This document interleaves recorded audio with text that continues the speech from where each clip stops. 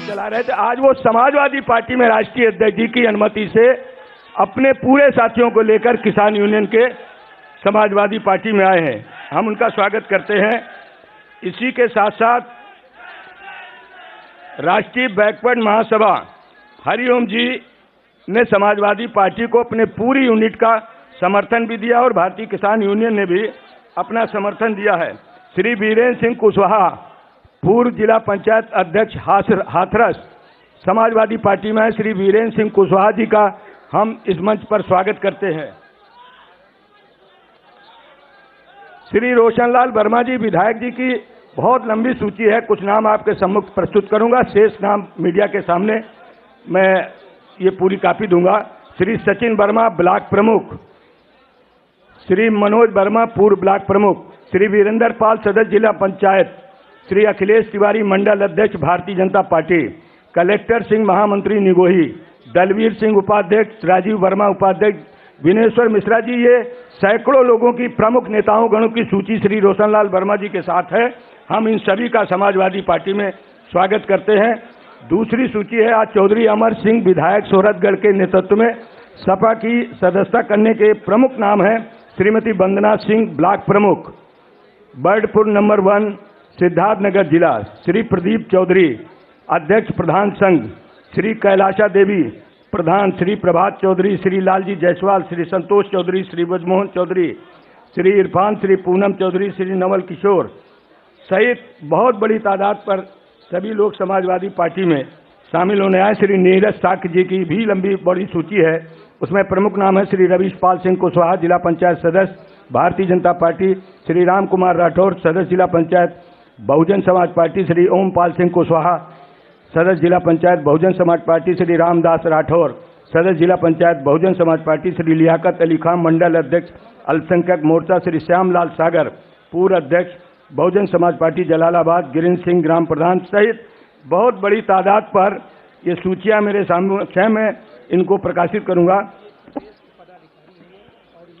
ये भगवती प्रसाद सागर अखिल भारतीय संत गाडगे बाबा साहब अम्बेडकर मिशन के प्रमुख पदाधिकारी हैं। श्री दिलीप चौधरी राष्ट्रीय महामंत्री अखिल भारतीय संत गाडगे बाबा साहब अम्बेडकर मिशन, श्री संजय कनौजिया राष्ट्रीय मीडिया प्रभारी अखिल भारतीय संत गाडगे, श्री दिनेश चौधरी प्रदेश अध्यक्ष पूर्वी उत्तर प्रदेश अखिल भारतीय संत महासभा, श्री राजवीर सिंह दिवाकर सहित ये बड़ी तादाद पर भगवती सागर जी विधायक जी की सूची है। उन सभी को समाहित करते हुए उन सब का स्वागत करते हैं।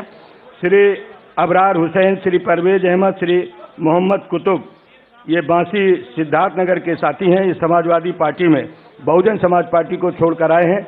ये बड़ी सूची है, उसमें पढ़ने में बहुत समय लगेगा, इसलिए मैं आप सबसे अनुरोध करता हूं वो सूची हम आप सबके सम्मुख प्रस्तुत करेंगे। मैंने आपके समक्ष सूची रखी, इन सभी नेताओं का समाजवादी पार्टी की तरफ से उनका स्वागत करता हूं, अभिनंदन करता हूं। सभी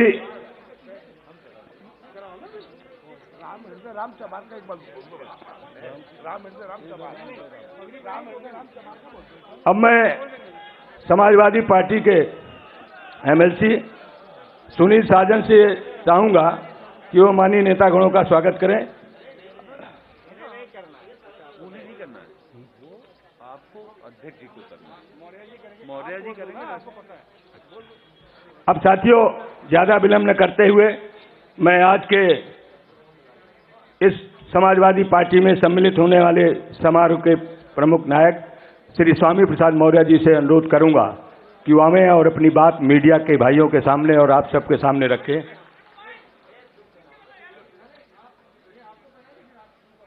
अब मैं माननीय स्वामी प्रसाद मौर्य जी, माननीय राष्ट्रीय अध्यक्ष जी का,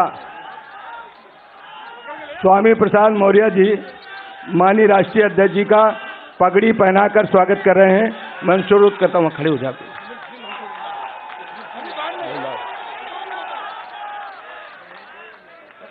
और माननीय राष्ट्रीय अध्यक्ष जी द्वारा स्वामी प्रसाद मौर्य जी उनके सभी साथियों का सम्मान पगड़ी पहनाकर किया जा रहा है। जोरदार तालियों के साथ नीरज मौर्य, बता दो, पूर्व विधायक नीरज मौर्य जी प्रदेश अध्यक्ष जी का पगड़ी पहना के स्वागत करें। प्रदेश अध्यक्ष माननीय नरेश उत्तम जी का पगड़ी पहना के स्वागत करें।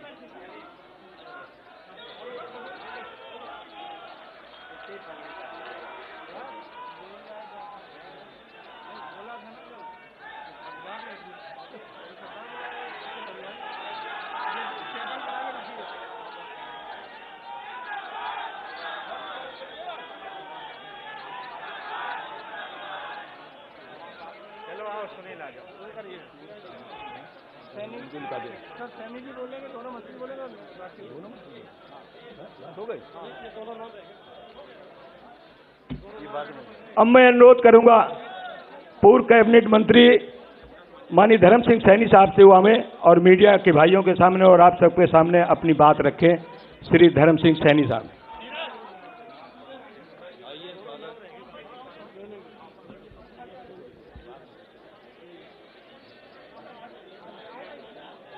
समाजवादी पार्टी के लोकप्रिय आदरणीय राष्ट्रीय अध्यक्ष जी 10 मार्च को उत्तर प्रदेश में फिर से दोबारा समाजवादी का झंडा फहराने वाले हमारे भावी मुख्यमंत्री आदरणीय अखिलेश यादव जी, भावी नहीं बस अब तो कह ही दूं कि हैं, करोड़ों दलितों, पिछड़ों, अकलियतों के नेता आदरणीय स्वयं प्रसाद मौर्य जी, समाजवादी पार्टी के प्रदेश अध्यक्ष आदरणीय श्री नरेंद्र उत्तम जी और मंच पर सभी भारतीय जनता पार्टी छोड़ करके आए सभी सम्मानित विधायकगण, पूर्व विधायकगण, अन्य सभी जनप्रतिनिधिगण, सामने बैठे हुए मेरे सभी भाइयों और बहनों, सम्मानित पत्रकार भाइयों, माननीय अध्यक्ष जी, आचार संहिता और कोविड के प्रकोप के कारण आज ये कार्यक्रम समाजवादी पार्टी के कार्यालय में हो रहा है। अगर वो प्रतिबंध न होता तो 10 लाख से ऊपर की रैली करके आपका स्वागत किया जाता। ये दलितों, पिछड़ों के लोग इकट्ठा होकर के आपको मुख्यमंत्री बनाने के लिए लालायित हैं। मैं अभिज्ञ कहते हुए मैं यहाँ सभी अपने सम्मानित समाजवादी पार्टी के सभी पदाधिकारी और नेतागणों को आश्वासन देना चाहता हूं कि मैं स्वयं और मेरे साथी आज माननीय राष्ट्रीय अध्यक्ष जी के नेतृत्व में समाजवादी पार्टी ज्वाइन कर रहे हैं और हम आज मकर संक्रांति के पवित्र दिन पर शपथ लेते हैं इस बात की कि हमें बाबा साहब भीमराव अंबेडकर जी के बनाए हुए संविधान को बचाने के लिए, दलितों, पिछड़ों के आरक्षण को सुरक्षित रखने के लिए हम माननीय अध्यक्ष जी ये सब इकट्ठा होकर के आपको 10 मार्च को मुख्यमंत्री बनाने के लिए आज हम संकल्पित हैं। मैं फिर माननीय अध्यक्ष जी, जो सम्मान आपने मुझे कल दिया, कल मैं आपसे मिला था, और जो सम्मान आपने मुझे दिया परिवार के सदस्य के तरह, मैं बहुजन समाज पार्टी में रहा, 3 बार विधायक बना, कैबिनेट मंत्री बना, अभी जिसका सूपड़ा साफ करके हम आ रहे हैं उसमें भी रहा। लेकिन जो मानवता, जो व्यवहारिकता, जो सद्भावना, जो भाईचारा आपने देखा है दुनिया के किसी नेता में नहीं है। और आपको विश्वास दिलाना चाहता हूं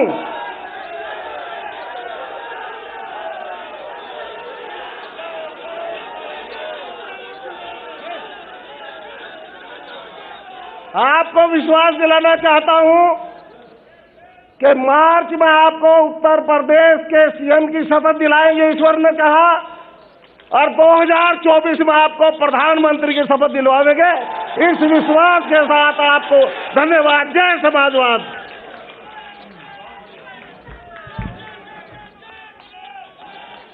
अब मैं अनुरोध करता हूं माननीय स्वामी प्रसाद मौर्य जी से कि वो आवें और मीडिया के भाइयों के समक्ष, आपके समक्ष अपनी बात रखें।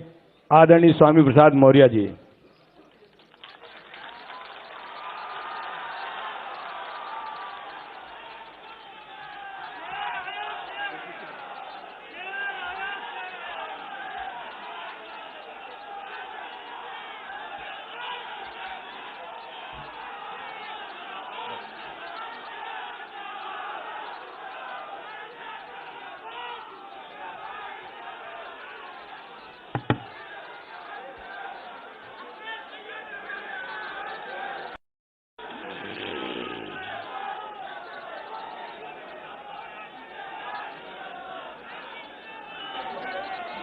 आज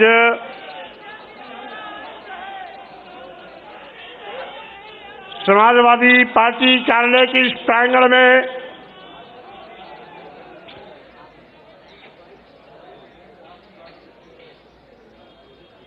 समाजवाद और अंबेडकरवाद के इस समागम अवसर पर समाजवादी पार्टी के राष्ट्रीय अध्यक्ष, पूर्व मुख्यमंत्री और आज के बाद भावी मुख्यमंत्री की पारी शुरू करने वाले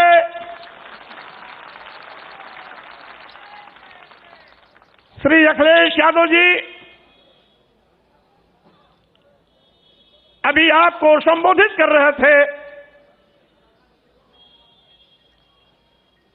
उत्तर प्रदेश सरकार में मंत्री पद से इस्तीफा देने वाले भाई डॉक्टर धर्म सिंह सैनी जी हमारे बीच उपस्थित हमारे परम सम्मानित सहयोगी साथी, पूर्व में कई बार मंत्री रहे, वर्तमान में विधायक भाई भगवती प्रसाद सागर जी, पूर्व में मंत्री वर्तमान में विधायक भाई विनय शाक्य जी, तीन बार विधायक रहने वाले जो अभी विधायक पद से फिर इस्तीफा दिया बहुत ही कर्मठ साथी भाई रोशन लाल वर्मा जी, अभी निषाद समाज से ताल्लुकात रखने वाले डॉक्टर मुकेश वर्मा जी जो विधायक पद से इस्तीफा देकर के आपके साथ खड़े हुए हैं, हमारे प्रजापति समाज से भाई ब्रजेश कुमार प्रजापति विधायक जो तिलवारी से इस्तीफा देकर आपके बीच आज भारतीय जनता पार्टी को उखाड़ फेंकने का संकल्प लेकर के यहां मौजूद है। हमारे विधायक जो भी इस्तीफा दिए चौधरी अमर सिंह, शौरतगढ़, सिद्धार्थनगर,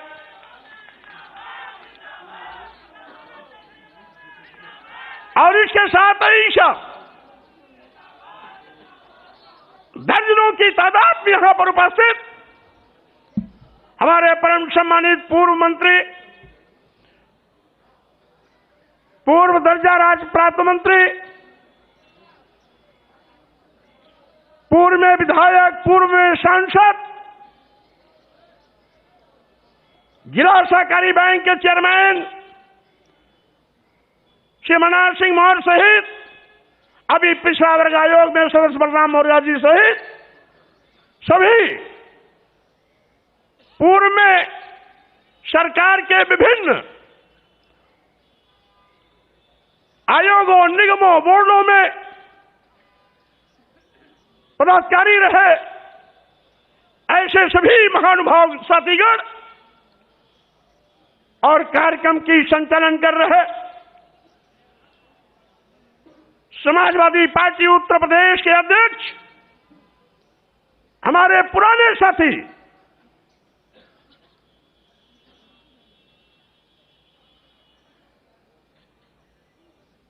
सम्मानित उत्तम जी और इसके साथ ही साथ यहां पर बैठे हुए हमारे सभी नए और पुराने वो सभी साथीगण जो बिना किसी निमंत्रण बिना किसी आमंत्रण के आज लखनऊ की सारी सड़कों को जाम में परिवर्तित कर दिया है। ऐसे बहादुर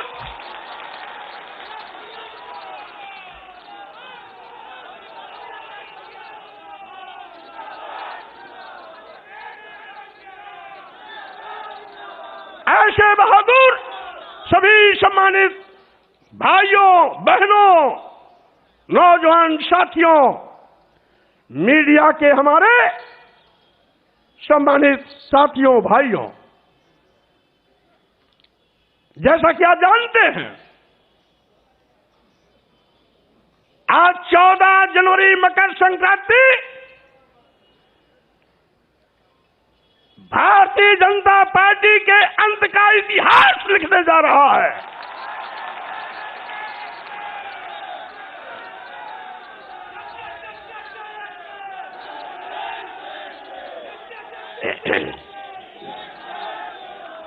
आज भारतीय जनता पार्टी के वो बड़े बड़े नेता जो कुंभकर्ण नींद सो रहे थे, जिनको कभी विधायकों सांसदों और मंत्रियों से बात करने का वक्त नहीं मिलता था, हम लोगों की इस्तीफा देने के बाद उनकी नींद हराम हो गई है, नींद ही नहीं आ रही है।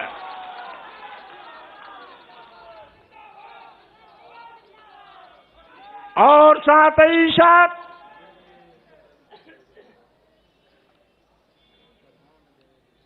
भारतीय जनता पार्टी के कुछ लोग कहते हैं कि 5 साल तक क्यों नहीं इस्तीफा दिया, और साथ ही साथ कुछ बददिमाग लोग ये भी कहते हैं कि बेटे की चक्कर में भाजपा छोड़ा। मैं ऐसे लोगों से कहना चाहता हूं, भारतीय जनता पार्टी के लोगों ने इस देश के गरीबों, मजलूमों, दलितों, पिछड़ों, अल्पसंख्यकों के आंख में धूल झोंककर सत्ता हथियाई थी। कौन नहीं जानता, ये भारतीय जनता पार्टी केशव प्रसाद मौर्य और स्वामी प्रसाद मौर्य का नाम उछालकर पिछड़ों के बलबूते पर सरकार बनाई थी। चर्चा किया था मुख्यमंत्री होंगे या तो केशव प्रसाद मौर्य या तो स्वामी प्रसाद मौर्य।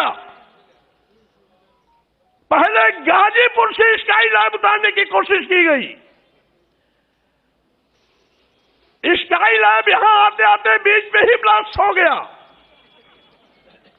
दूसरा स्काई लैब गोरखपुर से लाकर के मुख्यमंत्री की कुर्सी पर बैठा दिया और पिछड़े वर्गों की आंख में धूल झोंकने का काम किया।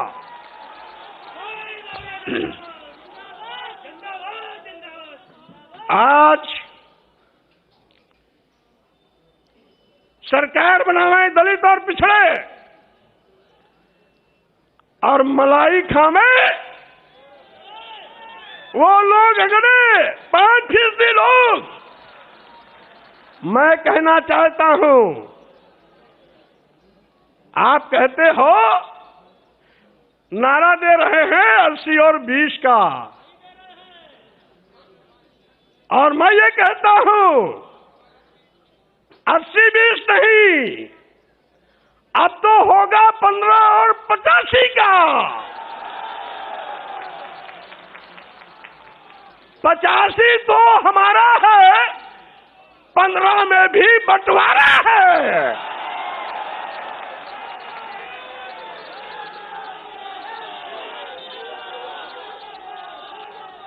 आप दुहाई देते हो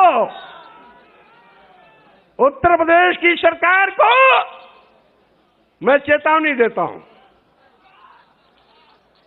आप कहते हो हम हिंदू कार्ड पर चुनाव जीतेंगे। अगर आप बड़े हिंदू के हमदर्द हैं तो अनुसूचित जात, अनुसूचित जनजाति, पिछड़े वर्गों को भारतीय संविधान के अंतर्गत जो अधिकार देकर के आरक्षण की व्यवस्था दी गई, उसको अजगर की तरह निगलने का पाप क्यों किया आपने? अभी अभी 69,000 शिक्षकों की भर्ती हुई, 19,000 आरक्षित पदों पर सामान्य वर्ग को नियुक्ति पत्र दे दिया। योगी जी, क्या अनुसूचित जाति के लोग हिंदू नहीं है क्या?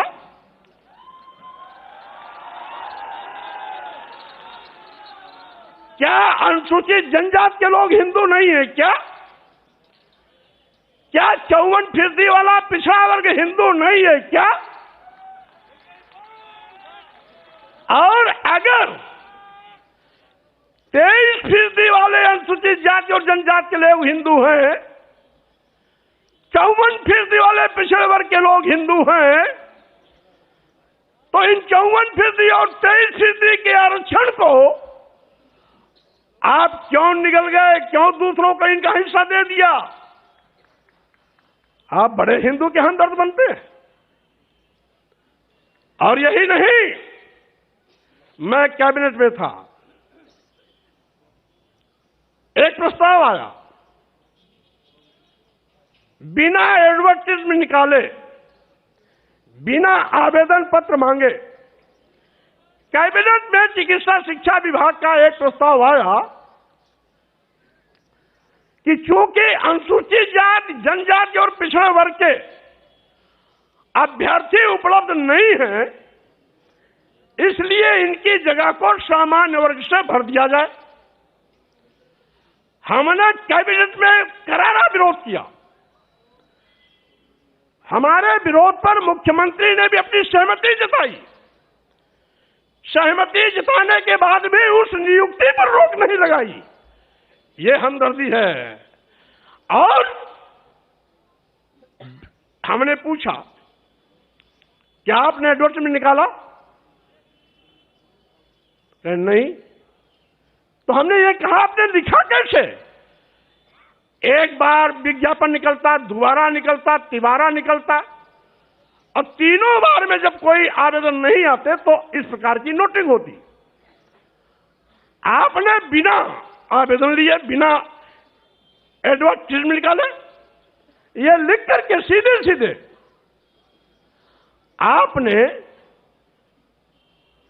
पिछड़ों और अनुसूचित जाति, अनुसूचित जनजाति के आरक्षण के हिस्से की सीट सामान्य वर्ग को दे दिया।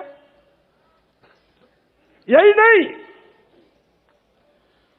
अब तो सरकारी संस्थान भी निजी क्षेत्रों में दे रहे हैं, क्योंकि न रहेगी बांस न बजेगी बांसुरी।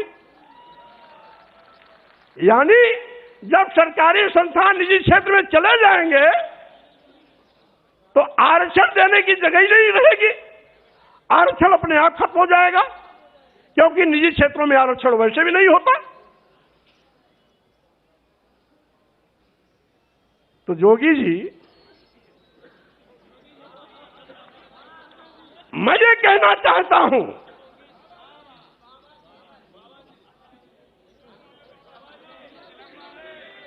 जोगी जी या बाबा जी कोई भी हो, मैं ये कहना चाहता हूं, मुख्यमंत्री की कुर्सी पर बैठ करके पाप करोगे और साथ ही साथ दुहाई देगो हिंदू की। क्या आपकी नजर में कुछ बड़ी जात के लोग हिंदू हैं क्या? अनुसूचित जात के नहीं है, अनुसूचित जनजात के नहीं है, आदिवासी नहीं है, पिछड़े वर्ग के नहीं है, तो वही 10-5% अगर आपके हिंदू हैं तो आपका खटिया खड़ी बिस्तरा गोल होना तय है। क्योंकि बंटवारे की लाइन आपने खींच दिया है। अब तो अनुसूचित जात, जनजाति, आदिवासी, दलित, गरीब, पिछड़े, मजलूम सब एक साथ खड़े होंगे और 8-10% जो आपके साथ, जिसको आप हिंदू मानते हो बड़ी जाति, वो आपके साथ खड़ी होगी और उसमें भी हम बंटवारा करेंगे। क्योंकि उन बड़ी जातियों में भी कुछ समाजवादी चिंतन के हैं और कुछ अम्बेडकरवादी चिंतन के हैं। इसलिए साथियों, मैंने कहा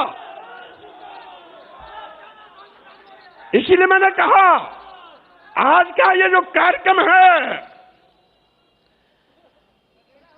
अभी तक तो ये समाजवादी विचारकों का जमावड़ा था। अब ये समाजवादी के साथ साथ, लोहियावादी के साथ साथ अम्बेडकरवादी विचारधारा का भी जमावड़ा का संगम हो गया। और इसीलिए हम ये भी कहना चाहते हैं, बगल में उत्तराखंड में 3 बार मुख्यमंत्री बदल सकते हैं। आप 5 साल इंतजार क्यों किए, उसी को बता रहा हूं। यहां पर इतना जुल्म, जाति, अत्याचार, अन्याय हो रहा था। लखीमपुर की घटना, हाथरस की घटना, गोरखपुर की घटना के साथ साथ 2 दर्जन ऐसी घटनाएं हैं जहां FIR लिखने में आपने हिलावाली किया। और साथ ही साथ जहां गोरखपुर 1.5 महीने के अंदर गगहा थाने में 7 हत्या हुई, 5वीं हत्या हुई तो मैं स्वयं मौके पर पहुंचा।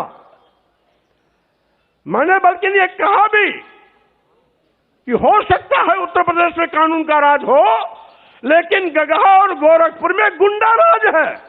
मंत्री रहते मैंने कहा था। यद्यपि कुछ टीवी वालों ने चलाया 1-2 बार, ऊपर से रोक दिया गया होगा,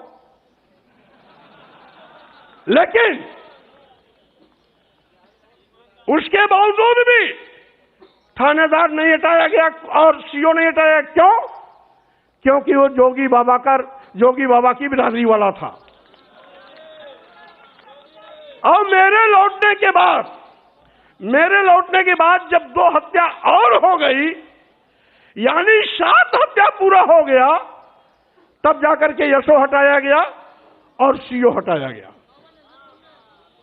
गगहा, गोरखपुर, गगहा बाजार भी है, गगहा थाना भी है, गोरखपुर से 25-30 किलोमीटर आजमगढ़ रोड पर है। यानी 2 मौर्य मारे गए थे, 2 ब्राह्मण मारे गए थे, 2 बनिया मारे गए थे और 1 अज्ञात महिला की लाश मिली थी। ये 7 हत्याएं, 2 मौर्य, 2 ब्राह्मण और 2 बनिया और 1 अज्ञात महिला की लाश। ये 1 महीना 5-6 दिन के अंदर की सारी घटनाएं। और कहते हैं कानून राज है। और साथ ही साथ मैंने सोचा था कि 14 साल वनवास झेलने के बाद भारतीय जनता पार्टी को सत्ता में आने का मौका मिला है, अकल ठिकाने हो गया होगा, गरीबों, दलितों, पिछड़ों के लिए काम करेगी। लेकिन फिर वही कि जिन दलितों, पिछड़ों, गरीबों के वोट पर भारतीय जनता पार्टी ने पूर्ण प्रचंड बहुमत की सरकार बनाई।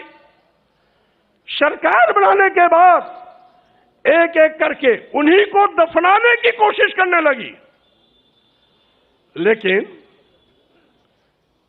भारतीय जनता पार्टी के नेताओं से मैं कह देना चाहता हूं,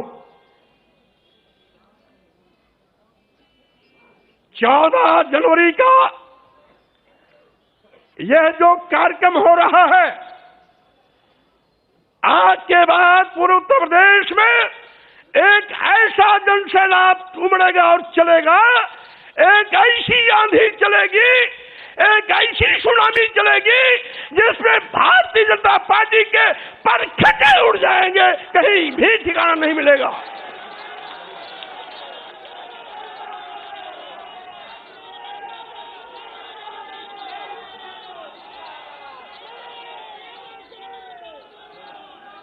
और साथ ही साथ मैं ये भी कहना चाहता हूं, स्वामी प्रसाद मौर्य ने पार्टी भले न बनाई हो, लेकिन किसी भी पार्टी से हैसियत कम नहीं रखते हैं, उनके पास जनधार की कमी नहीं है।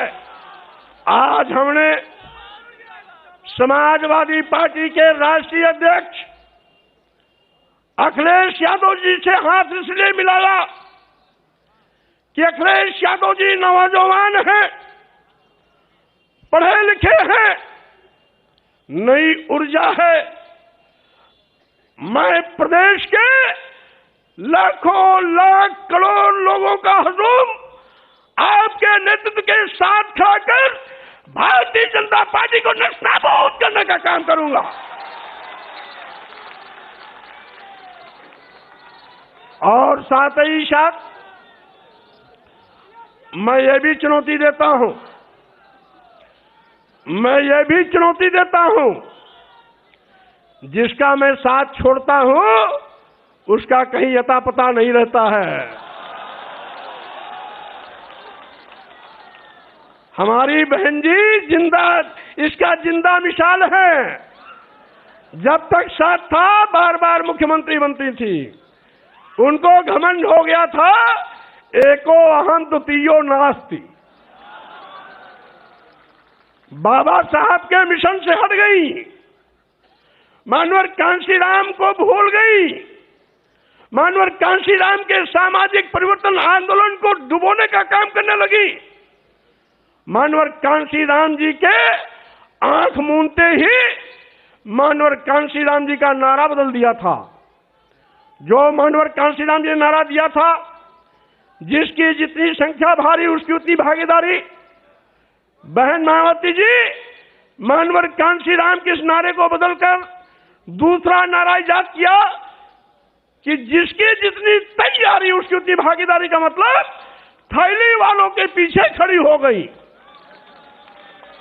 मैंने विरोध किया, नहीं मानी, साथ छोड़ दिया।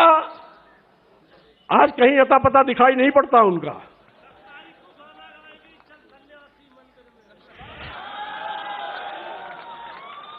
और मैं कहना चाहता हूं,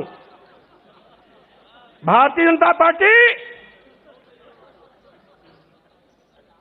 उस दिन तक तीसरे स्थान पर थी जब तक मैं बहुजन समाज पार्टी में था। बहुजन समाज पार्टी नंबर 1 पर थी उस दिन, भारतीय जनता पार्टी तीसरे पर थी। भारतीय जनता पार्टी तीसरे पर थी, और जैसे ही बहुजन समाज पार्टी छोड़ करके भारतीय जनता पार्टी के साथ हमारा भारतीय जनता पार्टी आकाश चढ़ गई। अब भारतीय जनता पार्टी के लोगों को मैं फिर कहना चाहता हूं, आपके बुरे दिन आ गए। और साथ ही साथ अब मैंने आपका साथ छोड़ा, मेरे बाद साथ छोड़ने वाले लोगों का एक लंबा कतार चल रहा है। आज के बाद भी ये इस्तीफा देने का सिलसिला चलता रहेगा। और साथ ही साथ 2022 के विधानसभा चुनाव में जब 10 तारीख को परिणाम आएगा,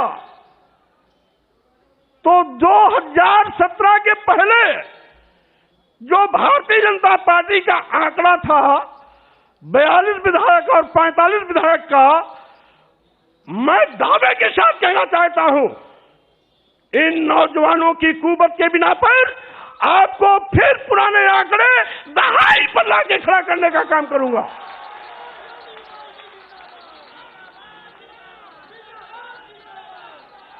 और साथ ही साथ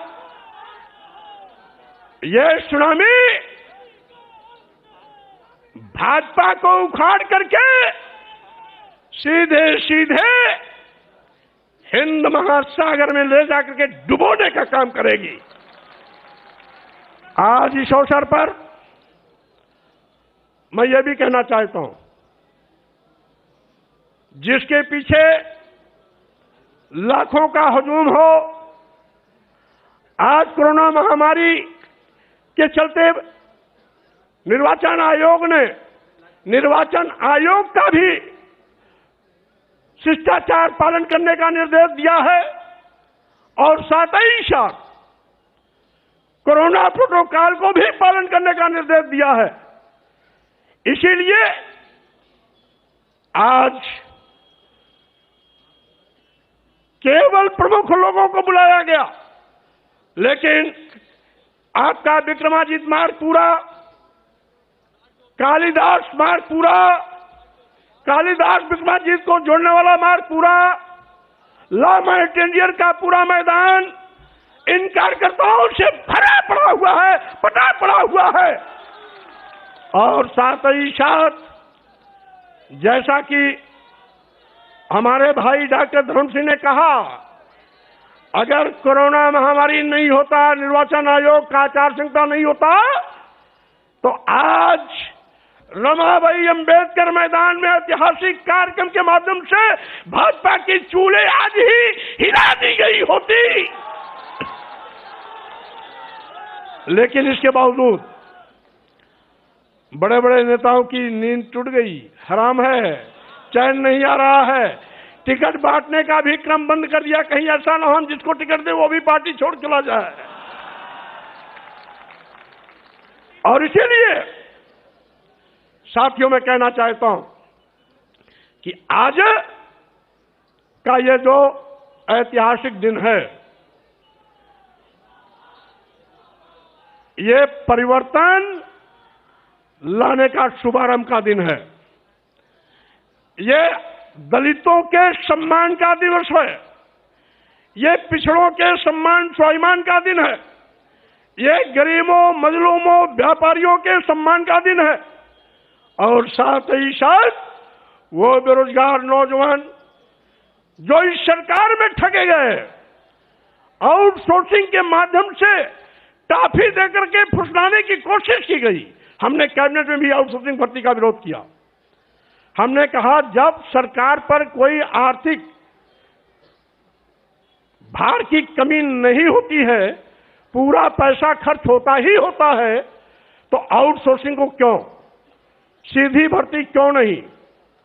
अब वो बेरोजगार नौजवान नौकरी तो पाता है, लेकिन वेतन कितना, मानदेय कितना मिलता है? 7,000, 8,000, 9,000, 10,000। अब पैसा और कहां चला जाता है? बिचौलिए को। हमने बिचौलिए को खत्म करने के लिए कहा था, ये सरकार नहीं मानी। बाद में पता आखिर बिचौलियों को खत्म क्यों नहीं कर रही सरकार, पता लगाए वो सारे के सारे आउटसोर्सिंग का जो ओनर है, मालिक है, वो कहीं न कहीं बड़े नेताओं के इर्द गिर्द घूमने वाले लोग हैं। और साथ ही साथ मैं ये भी कहना चाहता हूं, नए नए दांव चलते हैं लोग। अभी प्रतिवर्ष केंद्र में 30 और 32 IAS प्रतिवर्ष चुने जा रहे हैं। लिखित परीक्षा नहीं, लिखित परीक्षा नहीं, केवल इंटरव्यू पर। और 30-32 में एक भी अनुसूचित जात का नहीं, एक भी अनुसूचित जनजात का नहीं, एक भी पिछड़ा नहीं। आखिर आप तो दुहाई देते हो हिंदू का, तो इन बेचारों को क्यों बाहर कर देते हो? इसका मतलब है आज जो दलित और पिछड़ा है, आज भी आपके लिए अछूत है, आपके लिए भी शूद्र है, आपके लिए भी नीच है, आपके लिए भी अधम है, आपके लिए भी वो इंसान नहीं बल्कि जानवर से बदतर है। और यही कारण है कि आप लगातार इनको अपमानित कर रहे हो, इनको सम्मान नहीं देते हो और हिंदू की दुहाई देकर चंद लोगों को माल पुआ हलवा आईएएस की कुर्सी सब समर्पित और करोड़ों की आबादी में यानी 85% आबादी वाला ये दलित, अनुसूचित जात, जनजात, पिछड़ा वर्ग, यह बेकार और 8-10% लोग काबिल। इसलिए मैं इनके अंदर के चरित्र को उजागर करना चाहता हूं।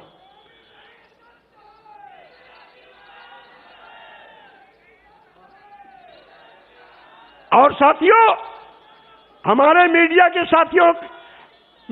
साथी भी कभी कभी कहते हैं कि मौर्य जी इतना विलंब क्यों किया। अरे भाई, 5 साल के लिए जनादेश मिलता है और 5 साल तो इंतजार करना ही पड़ेगा। अब जब 2022 के नए जनादेश की बारी आई है तब मैंने ताल ठोका है और ताल ही नहीं ठोका है, यह मैदान श्री मुलायम सिंह यादव का है।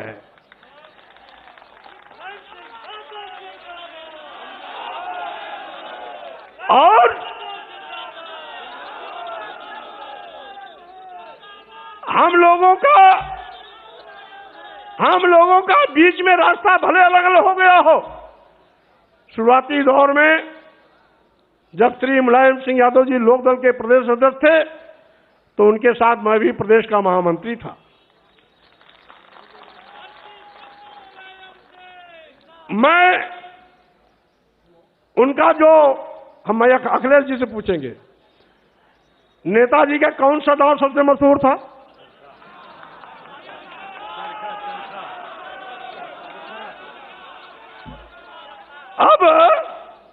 अब नेताजी चरखा दाव नहीं लगाएंगे, बल्कि अब नेताजी की ये पूरी फौज वो चरखा दाव लगा करके एक भाजपा वालों को ऐसी पटकनी देगा कि सबको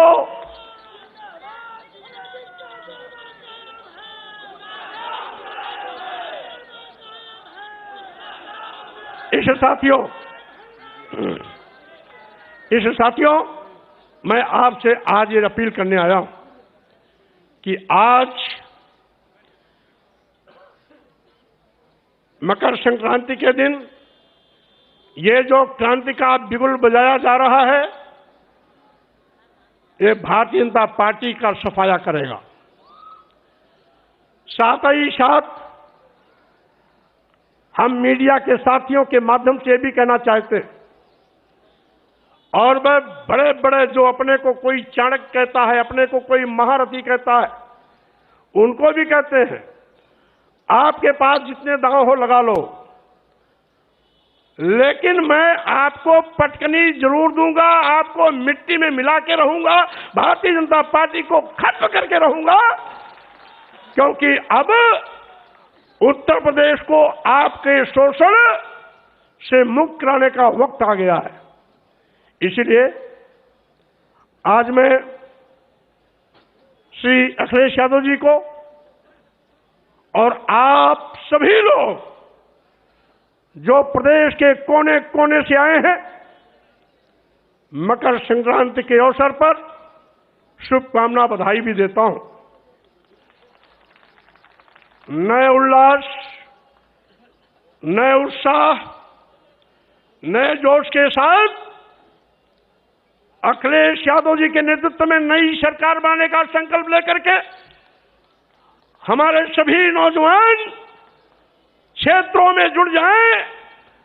10 मार्च 2022 को जब परिणाम आवे तो उस परिणाम से अखिलेश यादव जी के नेतृत्व में नई सरकार बने और भाजपा आपा पूरी पूरी तरीके से सफाया हो जाए।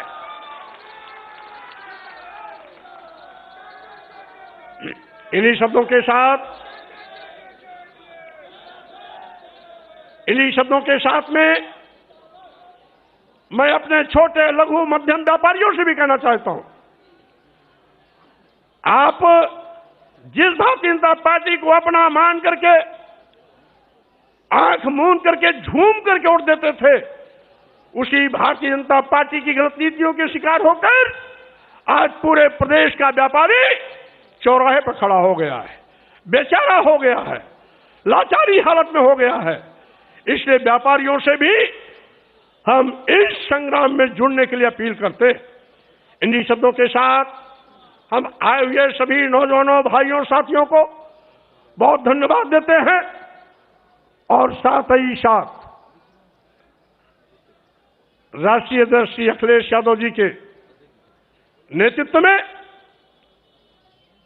भाजपा सरकार को उखाड़ फेंकने का संकल्प लेकर इस अभियान को आगे भी गति देते रहेंगे। इन्हीं शब्दों के साथ आप सबको बहुत बहुत धन्यवाद, बहुत बहुत बधाई, बहुत बहुत शुभकामनाएं।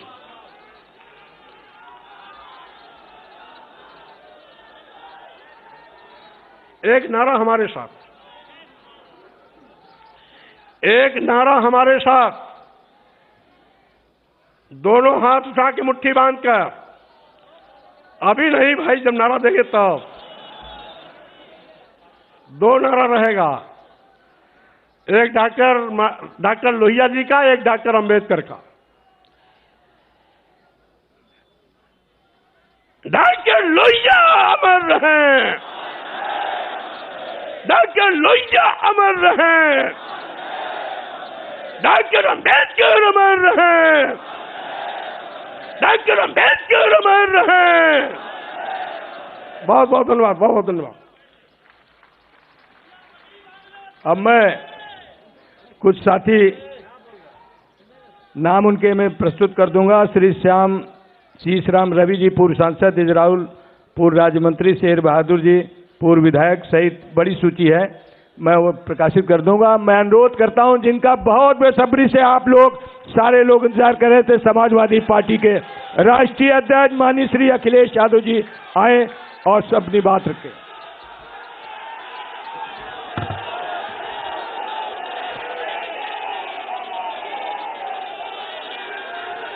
बहुत धन्यवाद आप सबका, बहुत बहुत धन्यवाद, बहुत बहुत धन्यवाद। हमारे साथ मंच पर बहुत ही पुराने नेता और जमीन से जुड़े हुए, लगातार गरीबों के लिए, शोषित, वंचित और तमाम वो लोग जिन्हें अभी भी न्याय नहीं मिला है, उनकी लड़ाई लड़ने वाले स्वामी प्रसाद मौर्य जी, मंच पर उपस्थित पूर्व में रहे मंत्री धर्म सिंह सैनी जी, विधायक भगवती सागर जी, विधायक विनय साकी जी, विधायक रोशन लाल जी, विधायक मुकेश वर्मा जी, विधायक ब्रजेश कुमार प्रजापति जी,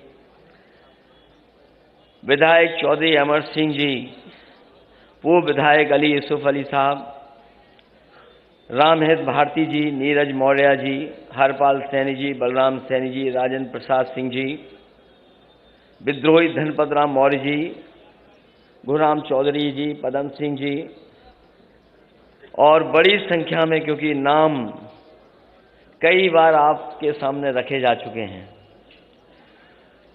और जो लोग खबर को देख रहे होंगे वो जानते होंगे कि लगातार विकेट गिर रहे थे उधर पर।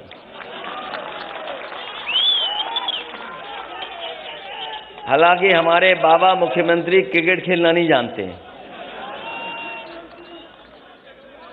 अगर वो क्रिकेट भी जानते होते अब तो उनसे कैच छूट गया।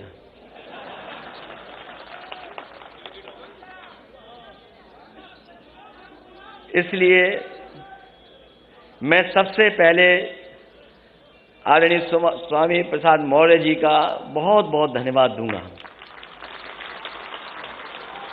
जैसा कि उन्होंने अपनी बात में कहा कि जिस तरफ वो चल देते हैं सरकार उन्हीं की बन जाती है, और इस बार भी पहले की तरह अकेले नहीं चले हैं, बड़ी संख्या में अपने साथ लोगों को लेकर के आए हैं। ये जो लोग गिनती गिन रहे थे, कभी 80, कभी 20, और कहते थे 3/4 सीटें जीत करके आ रहे हैं। अभी कुछ दिन पहले हम लोगों ने कहा था कि मुख्यमंत्री जी कोई रटने वाला अध्यापक लगा लो जो आपको रटाए, क्योंकि 4.5 साल में आपने बिजली का कारखाने का नाम नहीं रट पाए। अब मुझे लगता है कि रटने के साथ साथ उन्हें गणित का भी अध्यापक रहना पड़ेगा। ये जो 80 और 20 की बात कर रहे हैं, 80% लोग तो समाजवादी पार्टी के साथ समर्थन में खड़े ही हो गए थे। उन समाजवादी पार्टी के साथ जो गठबंधन था उसके साथ खड़े ही हो गए थे। और जिन जिन लोगों ने आज मंच को देखा होगा, इस मैदान को देखा होगा और स्वामी प्रसाद मौर्य जी की बात सुनी होगी, 20% भी उनके खिलाफ हो गए होंगे। तो अब भारतीय जनता पार्टी का सफाया होना तय है, अब कोई रोक नहीं सकता।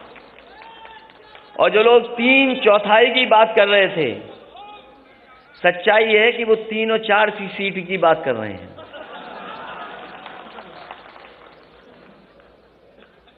और मैं आप सबको, आज बहुत ही शुभ दिन है।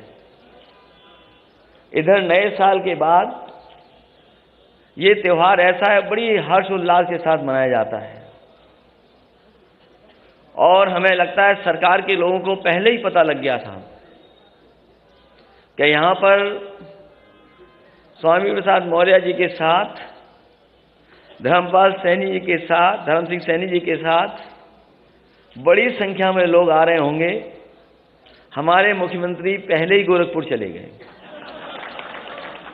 हालांकि उनकी किसी ने टिकट बुक कर रखी है।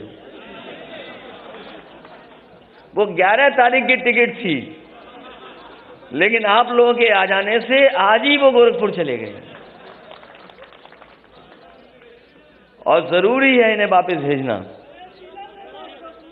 इसलिए जरूरी है इन्हें वापस भेजना कि अगर पीछे मुड़ के देखें हम, तो उत्तर प्रदेश को इन्होंने बर्बाद कर दिया है।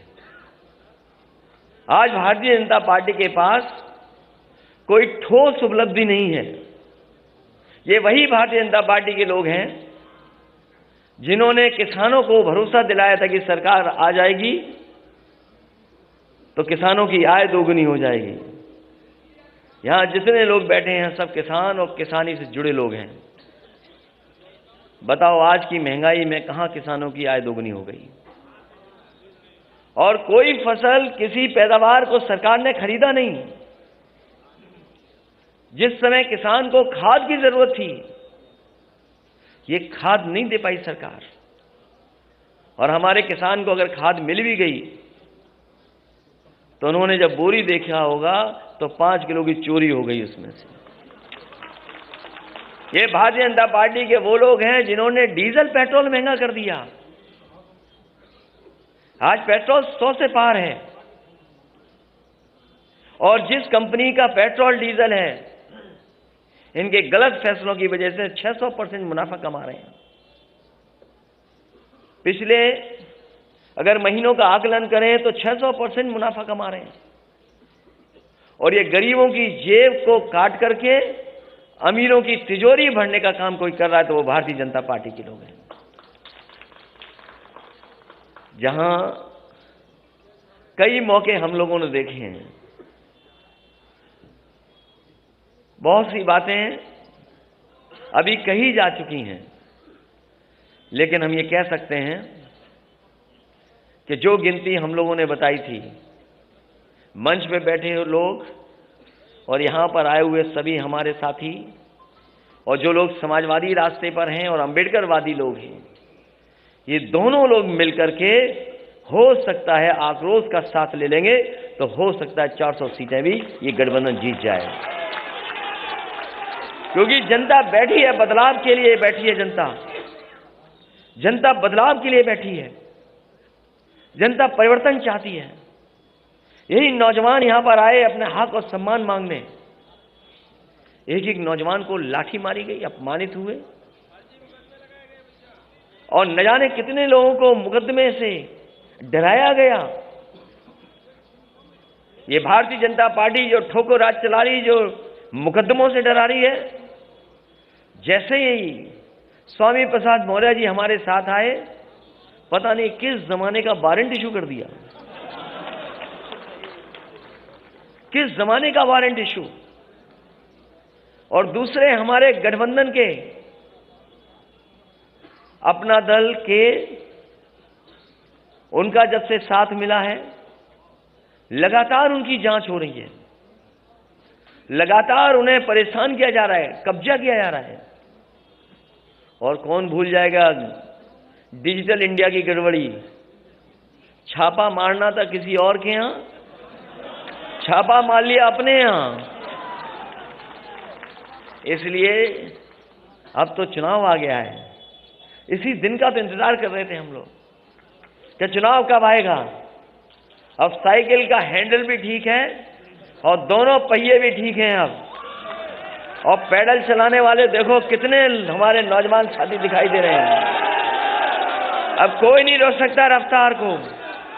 जब समाजवादी और अंबेडकरवादी साथ आ गए तो कोई नहीं रोक सकता।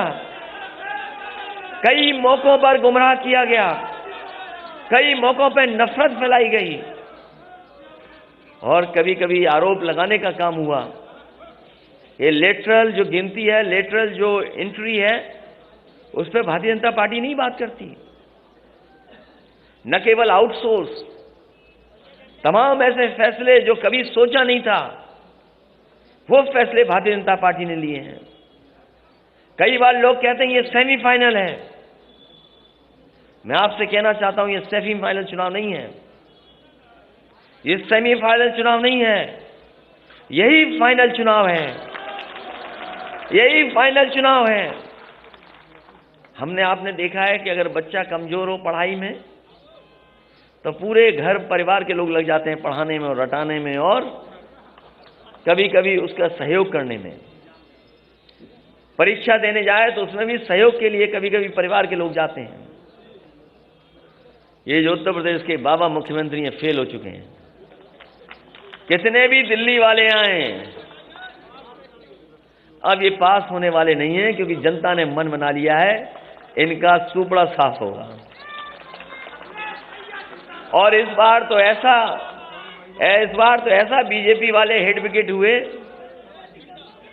कि हमारे तमाम नेताओं की स्ट्रेटजी नहीं समझ पाए, वो स्ट्रेटजी नहीं समझ पाए। अगर स्ट्रेटजी समझ गए होते तो पता नहीं क्या करते वो लोग, न जाने कौन से डैमेज कंट्रोल में लग जाते। और हमें खुशी ये है कि इस बार पत्रकार साथियों को भी नहीं पता लगा, लेकिन ये पत्रकार साथी सब अपने साथ आ गए हैं। अब कोई खिलाफ नहीं है, कोई खिलाफ नहीं है, सब चल रहा है आजकल तो, सब साथ हैं अपने। और न केवल हम लोग हटाना चाहते हैं, ये लोग भी हटाना चाहते हैं। इसलिए इस मौके पर मैं एक एक कार्यकर्ता को बधाई देना चाहता हूं, एक एक नेता का धन्यवाद देना चाहता हूं। यहां बहुत सारे लोग हैं जो कई दिनों से मैं देख रहा हूं और मैं जानता हूं कि बहुत संख्या में लोग हैं, लेकिन मैं ये भी जानता हूं कि ये वो लोग हैं जो जब जाएंगे अपने गांव और अपने मोहल्ले में तो साइकिल को नहीं भूलेंगे और साइकिल की रफ्तार को बढ़ाने का काम करेंगे। ऐसा किसी ने सोचा नहीं था कि चुनाव ऐसा भी होगा। किसी ने सोचा नहीं था कि चुनाव ऐसा भी होगा। ये जो वर्चुअल नाम आ गया कि वर्चुअल रैली होंगी, डिजिटल प्लेटफॉर्म से हम लोग अपनी बात कहेंगे, ये सही है कि वर्चुअल और डिजिटल में भी हम लोग जानते हैं चीजें, लेकिन जो ताकत हमारे कार्यकर्ताओं में फिजिकल है उसका कोई मुकाबला नहीं कर सकता। ये वर्चुअल और डिजिटल चलेंगे तो हम समाजवादी लोग डिजिटल, वर्चुअल और फिजिकल भी चलेंगे, घर घर गांव गांव जाएंगे, क्योंकि ऐसा चुनाव नहीं देखा किसी ने। कोई सोच सकता था कि पाबंदी लग जाएगी? बताओ, कोई सोचा था कि पाबंदी लग जाएगी? हम लोग इलेक्शन कमीशन के जो जो नियम है उनका पालन करेंगे, जो जो गाइडलाइंस है उनका पालन करेंगे, लेकिन इस भारतीय जनता पार्टी का हम लोग मौके पर फिजिकल मुकाबला करेंगे। यही ताकत है। इसलिए मैं कहता हूं ये चुनाव फाइनल है। किसी ने नहीं सोचा था क्या हो जाएगा कल, किसी ने नहीं सोचा था कि छापा पड़ेगा, किसी ने नहीं सोचा था कि मौर्य जी अपनी पूरी टीम के साथ आ जाएंगे। इन्होंने मनोबल बढ़ाने का काम किया, उत्साह बढ़ाने का काम किया है, और ये गिनती में बड़ी संख्या में लोग हैं। अभी तक तो स्टूल मिलता था किसी को, वो स्टूल वाले का क्या होगा? अब मुझे तो पता नहीं स्टूल वाले का क्या होगा। इसलिए जो 11 तारीख को जाना था जिन्हें, वो आज ही चले गए मौर्य जी के डर से। मैं एक एक विधायक, एक एक पूर्व विधायक, एक एक मंत्री का धन्यवाद देता हूं, बधाई देता हूं। कई मौकों पर मैं मिला भी हूं। आए हुए कार्यकर्ताओं का भी बहुत स्वागत करता हूं। आज समाजवादी पार्टी के कार्यालय में आए बड़ी संख्या में समाजवादी नेता कार्यकर्ता हमें दिखाई दे रहे हैं, हम उनका भी धन्यवाद देते हैं। जहां मकर संक्रांति की मैं शुभकामनाएं देता हूं, बधाई देता हूं, वही एक दुखद घटना घटी है। एक बहुत ही वरिष्ठ पत्रकार और एक बहुत ही सुलझे पत्रकार, एक बहुत ही वरिष्ठ पत्रकार और एक बहुत सुलझे हुए पत्रकार, वो आज हमारे बीच में नहीं है। जब कभी भी वो अपनी बात को रखते थे या घटना के बारे में जानकारी देते थे, शायद ही देश में कम ऐसे पत्रकार होंगे जो इतने सलीके के साथ बातें रखते थे। जहां उन्हें उर्दू के बारे में जानकारी थी, हिंदी में भी वो जानकार थे, और किस शेर को किन परिस्थितियों में किस समय पर कहा जाए, शायद वो हुनर ऐसे ही पत्रकार के साथ था। आज कमाल खान हमारे बीच नहीं है, हमें दुख है इस बात का। एक बहुत अच्छे पत्रकार थे जिन्हें हमने अचानक खो दिया। हम सब उनके परिवार के साथ इस दुख की घड़ी में हैं और भगवान से प्रार्थना करते हैं कि इस दुख को सहने की शक्ति पूरे परिवार को, उनके सहयोगी साथियों को दे। आप सबका बहुत बहुत धन्यवाद और हमारे आए हुए सभी नेताओं का बहुत बहुत स्वागत करता हूं, और मैं भरोसा दिलाता हूं कि सभी लोगों का सम्मान, राजनीतिक सम्मान, और जब सरकार बनेगी उसमें साथ रख करके सम्मान देने का काम करेंगे। एक आशु मलिक हैं MLC, जिन्होंने एक गाना बनाया है, लगातार वो गाने बना रहे हैं। एक और गाना बनाया, हम गाने, मैं चाहूंगा कि वो गाना लॉन्च कर दें। बहुत बहुत बधाई सब लोगों को।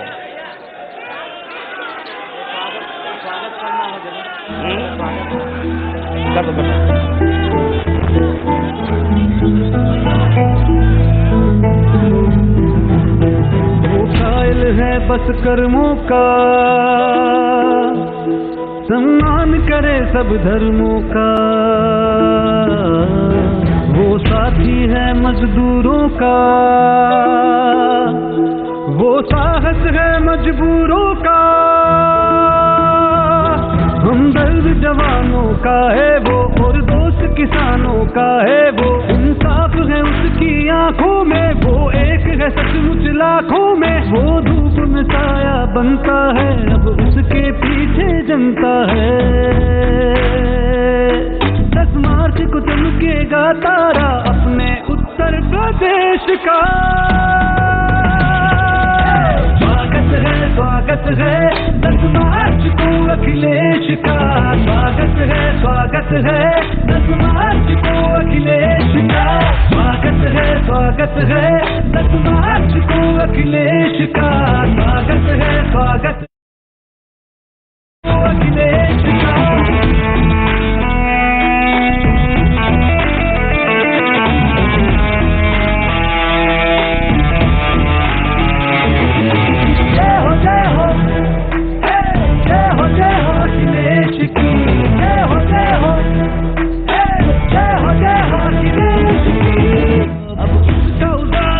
बिखरेगा उसे रोक लगाना मुश्किल है। आंधी से कोई जा करके दे सूरज को बुझाना मुश्किल है। 10 मार्च को चमकेगा तारा अपने उत्तर प्रदेश का।